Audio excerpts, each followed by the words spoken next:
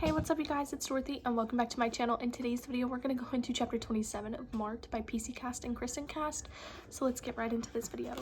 This video may contain sensitive topics and foul language. If you do not wish to continue, I suggest you click off the video now. You have been warned. Nice dress, Zoe. It looks just like mine. Oh wait, it used to be mine. Aphrodite laughed at Tharati. I'm so grown up and you're just a kid laugh. I really hate when girls do that. I smiled, purposely putting an extra dose of cluelessness into my voice and launched into a Gaelic lie, which I think I pulled off pretty well considering I'm a bad liar. I had just been attacked by a ghost and everybody was staring at us and listening in. Hi, Aphrodite. Gosh, I was just reading the chapter in the Soch 415 book Nefret gave me about how important it is for the leader of the Dark Daughters to make every new member of the group feel welcome and accepted. You must be proud that you're doing your job so well. Then I stepped a little closer to her and lowered my voice so she alone could hear me, and I must say, you look better than you did the last time I saw you. I watched her pale and was sure fear flickered through her eyes. Surprisingly, it didn't make me feel victorious and smug. It just made me feel mean and shallow and tired. I sighed. Sorry, I shouldn't have said that. Her face hardened. Fuck off, freak, she hissed. Then she laughed as though she'd just made a huge joke at my expense, turned her back on me, and with a hateful flip of her hair, walked to the middle of the rec hall. Okay, I didn't feel bad anymore. Hateful hag, she raised one arm and everyone who had been gawking at me now turned their attention, thankfully, to her. Tonight she had her own vintage red silk dress that fit her as if it had been painted on. She looked like a silver screen movie star. A fledgling died yesterday and then another one died today. Her voice was strong and clear and sounded almost compassionate, which surprised me. For a second she really did remind me of Nefret, and I wondered whether she was going to say something profound and leader-like. We all knew both of them. Elizabeth had been nice and quiet. Elliot had been our refrigerator for the past several rituals. She smiled suddenly. It was feral and mean, and a resemblance she might have to Nefret ended. But they were weak, and vampires do not need weakness in their coven. She shrugged her scarlet-covered shoulders. If we were humans, we'd call it survival to the fittest. Thank the good goddess we're not humans, so let's just call it fate and be happy tonight, and it didn't kick any of our asses. I was totally grossed out to hear sounds of general agreement. I hadn't really known Elizabeth, but she'd been nice to me. Okay, I admit I hadn't liked Elliot. No one had. The kid was annoying and slug-like, and his ghost or whatever seemed to be carrying on those traits, but I was not glad he died. If I'm ever a leader of Dark Daughters, I won't make fun of death of a fledgling, no matter how insignificant. I made the promise to myself, but I was also conscious of sending it out like a prayer. I hope Nyx heard me, and I hope she approved.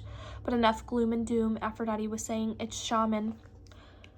The night we celebrate the end of the harvest season, and even better, it is time that when we remember our ancestors, all the great vampires who have lived and died before us. The tone of her voice was creepy, like she was getting into the show she was putting on way too much, and I rolled my eyes as she continued. It's the night when the veil between life and death is thinnest and when spirits are most likely to walk the earth. She paused and looked around the audience, being careful to ignore me like everyone else was. I had a moment to wonder about what she just said. Could what have happened with Elliot have something to do with the veil between life and death being thinnest and the fact that he had died on Sahaman? I didn't have time to wonder any more about it because Aphrodite raised her voice and shouted, "So what are we gonna do? Go out," the Dark Daughters and Sons yelled back. That's right. I've chosen an awesome place for us tonight, and we even have a new little refrigerator waiting for us there with the girls. By the girls, did she mean Warlike, Terrible, and Wasp? I glanced quickly around the room and didn't see them anywhere. Great, I could only imagine what those three Aphrodite would consider awesome. And I didn't even want to think about the poor kid who had somehow been talked into being their new refrigerator. And yes, I was going to be in total denial about the fact that my mouth watered when Aphrodite mentioned that there was a refrigerator waiting for us, which meant I was going to get to drink blood again. So let's get out of here, and remember, be silent, focus your minds on being invisible, and any human who happens to still be awake will simply not see us.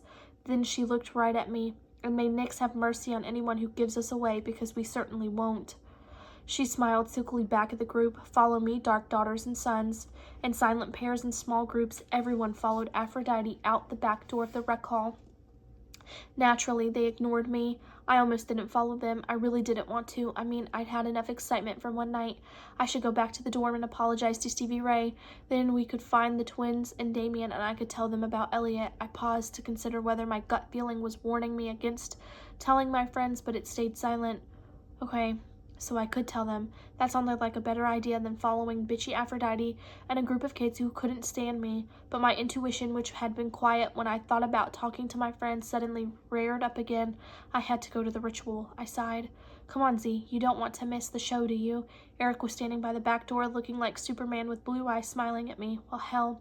Are you kidding? Hateful girls, totally cliquish drama trauma, and the possibility for embarrassment and bloodletting.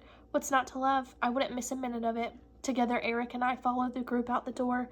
Everyone was walking quietly to the wall behind the rec hall, which was too close to where I'd seen Elizabeth and Elliot for me to feel comfortable. And then weirdly, the kids seemed to disappear into the wall. What the? I whispered. It's just a trick, you'll see. I did. It was actually a trapdoor, like the kind you see in those old murder movies, only instead of a door in a library wall or inside a fireplace, as though in one of the Indiana Jones, this trapdoor was a small section of thick, otherwise solid-looking school wall. Part of it swung out, leaving an open space just big enough for one person, or fledgling, or vamp, or possibly even a freakishly solid ghost or two to slip through. Eric and I were the last ones through. I heard a soft whoosh and looked back in time to see the wall closing seamlessly. It's on an automatic keypad, like a car door, Eric whispered. Who all knows about this? Anyone who's ever been in the Dark Daughters or Son? I suspected that was probably most of the adult vamps. I glanced around. I didn't see anyone watching us or following us. Eric noticed my look. They don't care. It's school tradition that we sneak out for some of the rituals. As long as we don't do anything too bad, they pretend like they don't know we're going. He shrugged.